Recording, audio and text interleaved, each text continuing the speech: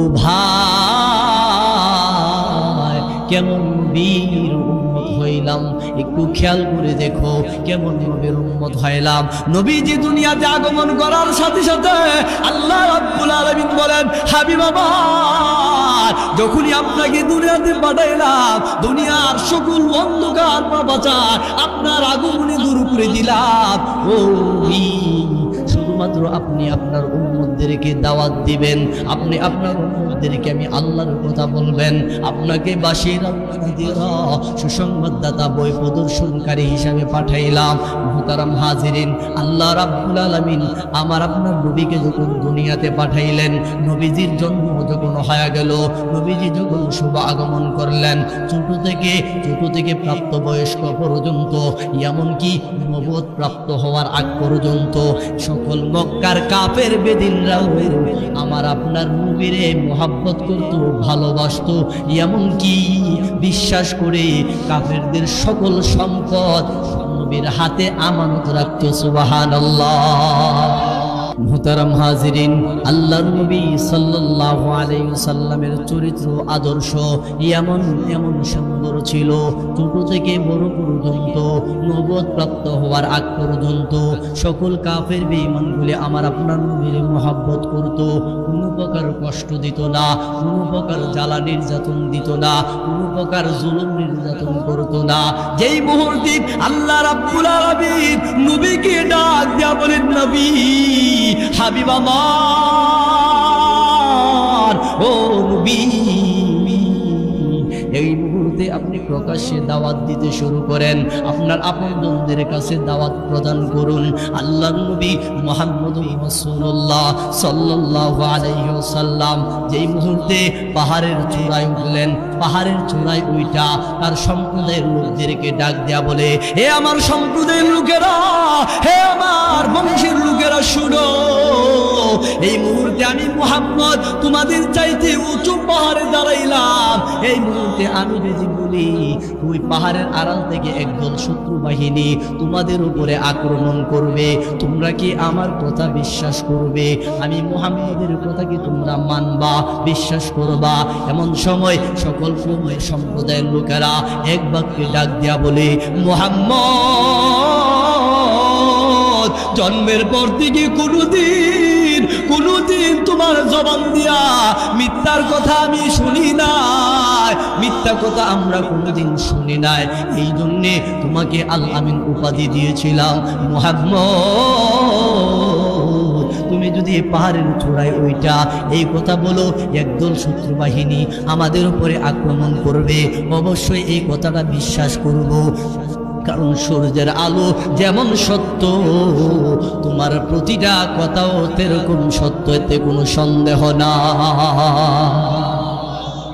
আল্লাহর নবী তখন ডাক দেয়া বলে, হে সম্প্রদায়ের লোকেরা, তাহলে শুনো, আমি মুহাম্মদ আব্দুল্লাহর বেটা মুহাম্মদ তোমাদেরকে এই মুহূর্তে আমি একটা দাওয়াত দিতেছি, শুনো, আল্লাহর প্রতি ঈমান আনয়ন করো, ওই আল্লাহর প্রতি ঈমান আনয়ন করো, ওই আল্লাহর নবী হিসাবে আমারে মানো, ওই আল্লাহর পক্ষ থেকে আমি আসছি। আল্লাহ আমার উপরে নূর দান করেছেন, আমাকে মোহরে সিল দান করেছেন, আল্লাহ আমাকে পাঠাইছেন তোমাদেরকে দাওয়াত দেওয়ার জন্যে, তোমাদেরকে ওই মহান নবীর পরিচয় দেওয়ার জন্যে। সম্প্রদায়ের লোকেরা, তাহলে এক বাক্যে কালেমার দাওয়াত তোমরা গ্রহণ করো, বলো লা ইলাহা ইল্লাল্লাহু মুহাম্মাদুর রাসূলুল্লাহ।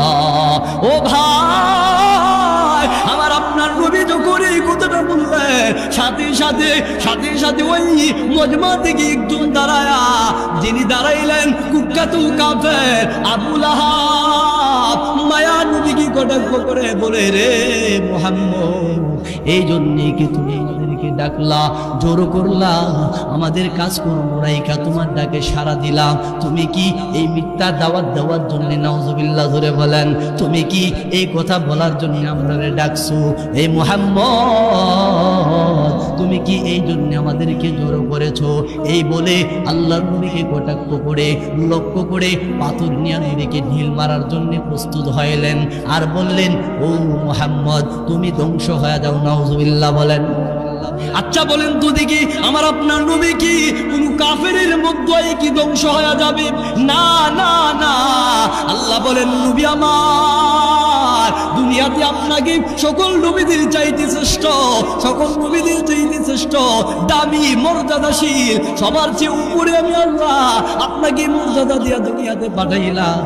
দুনিয়ার সকল মানুষের যদি আপনার ইজ্জতের চাদর নিয়ে টানা হেসরা করে, নবী আমার আমি আল্লাহ আপনারে মর্যাদার চেয়ারে বসাইলাম। সকলে মিলেও আপনার মর্যাদার একটা কিঞ্চিত পরিমাণ আপনার একটা পশম ক্ষতি করতে পারবে না। ও নবী আমার, তারা যতই বলুক আপনি ধ্বংস হবেন না। আল্লাহ বলেন জিবরাইল, একজন কুখ্যাত কাফের আবু লাহাব বলে আমার হাবিব নাকি ধ্বংস হয়ে যাবে।